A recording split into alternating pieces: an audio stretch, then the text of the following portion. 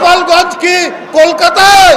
এনসিপির এক নেতা বললেন আমরা গোপালগঞ্জের নাম বদলাবো না। আপনারা কাকে উদ্দেশ্য করে বলেছেন আমরা কিন্তু জানি। দেশ কোথায়? গোপালী। গোপালগঞ্জ জেলার নামই বদলিয়ে যাবে, বুঝছেন? গোপালগঞ্জ আর থাকবে না। চলছে মাঠের বাইরে থেকে ফাউল করার চেষ্টা করছে। 5 অগস্ট যেভাবে হাসিনাকে রেড কার্ড দেখিয়েছে মানুষ, ঠিক একইভাবে আমরা রেড কার্ড দেখানোর জন্য। গোপালগঞ্জ কি কলকাতায়, এই কথা বলেছে আমাদের বিএনপির রুহুল কবির রিজভী সাহেব। সুপ্রিয় দর্শক শ্রোতা, আসসালামু আলাইকুম। দেশে এবং প্রবাসে, দূরে এবং কাছে, যে যেখান থেকে আজকের এই ভিডিওগুলো দেখার জন্য প্লে করেছেন, সবাইকে আন্তরিক শুভেচ্ছা, অভিনন্দন।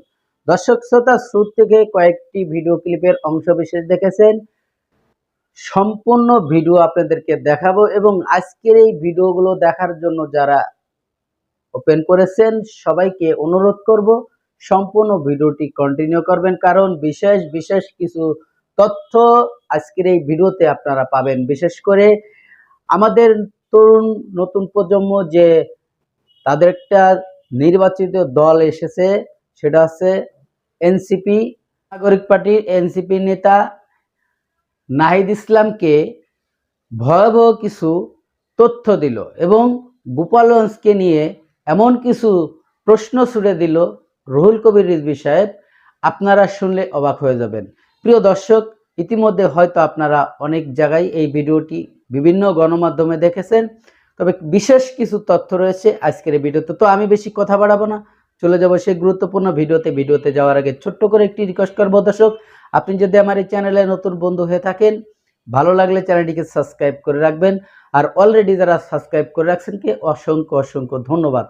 ভিডিও শেষে গুরুত্বপূর্ণ আলোচনা থাকবে, চলুন আমরা সেই গুরুত্বপূর্ণ ভিডিও। গোপালগঞ্জ কি কলকাতায়?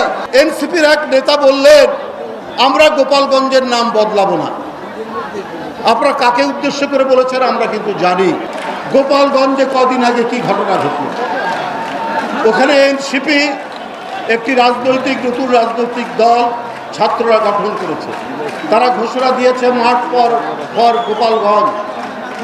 এই ঘোষণার কথা শুনে শেখ হাসিনা গোপালগঞ্জের তার দলের লোকদেরকে, যুবলীগ, ছাত্রলীগ যারা ঘাটতি বেড়ে আছে তাদেরকে বলেছে তোমরা সেখানে তাদেরকে যেতে দেবে না যে কোনো মূল্যে। যে কোনো মূল্য মানে যারা যাবে তাদেরকে তোমরা দুনিয়া থেকে সরিয়ে দিলেও কোনো অসুবিধে না। এইটা শেখ হাসিনার ঝাঁপিয়ে পড়েছিল। এরপরে আইন শৃঙ্খলা বাহিনীকে আপনার রাস্তায় নেমে আসতে হয়েছে আইন শৃঙ্খলা রক্ষা করার জন্য। আমার বক্তব্য একটাই, যে আজকে এই যে গণতন্ত্রের জন্য এত লড়াই, কাঁধে কাঁধ মিলিয়ে লড়াই, গণতান্ত্রিক রাজনৈতিক দল আর ছাত্র জনতা, কিন্তু কেন আজ বিভেদ? এককভাবে কিছু করা যায় না। সম্মিলিতভাবে আমাদের শক্তি যেটি ছিল সেইটি প্রদর্শন করলে,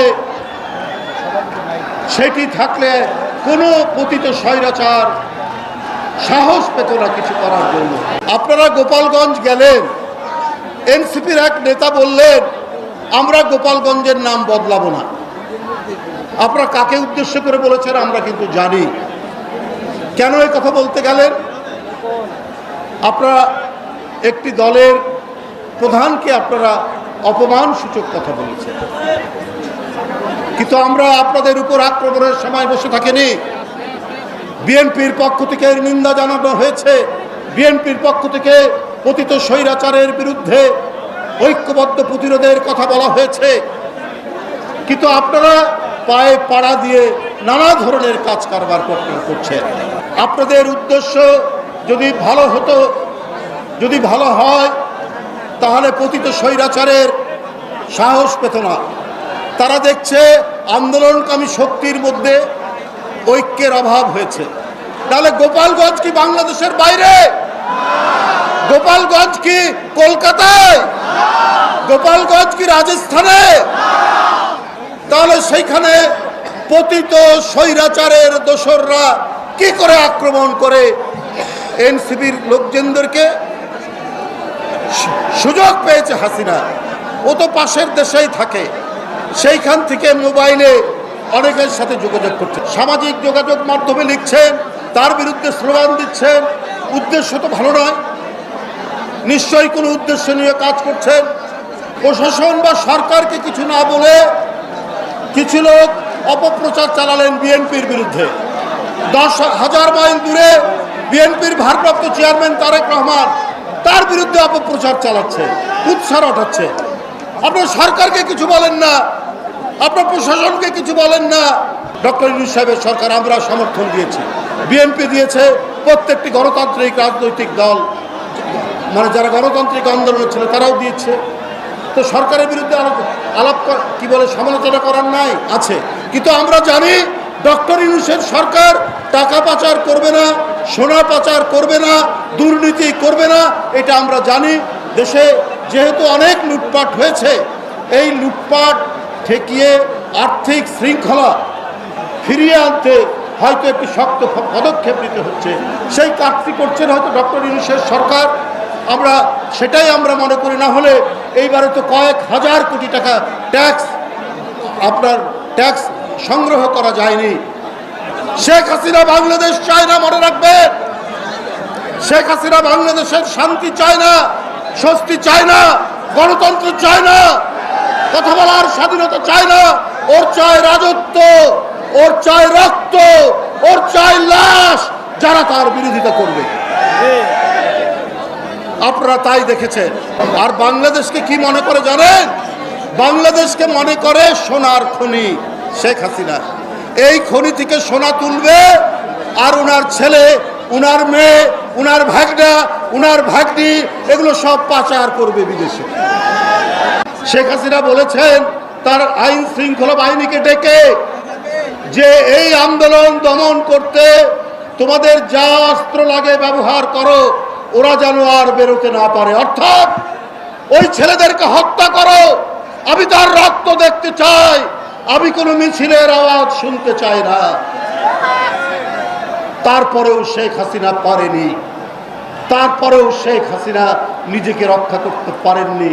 তার পতন হয়েছে, পালিয়ে যেতে হয়েছে, দেশ ছেড়ে পালিয়ে যেতে হয়েছে। আসলে যারা জনগণের বিরুদ্ধে যায়, যারা নিজের জনগণের চিন্তার বাইরে যায়, যারা জোর করে শাসন করতে চায়, যারা মানুষ হত্যা করে নিজের গদি সামলাতে চায়, আলটিমেটলি তারা পারে না, আলটিমেটলি তাদেরকে চলে যেতে হয়। সুপ্রিয় দর্শক শ্রোতা, এতক্ষণে আপনারা যে ভিডিও ক্লিপটা দেখেছেন আশা করি হয়তো আপনাদের ভালো লেগেছে।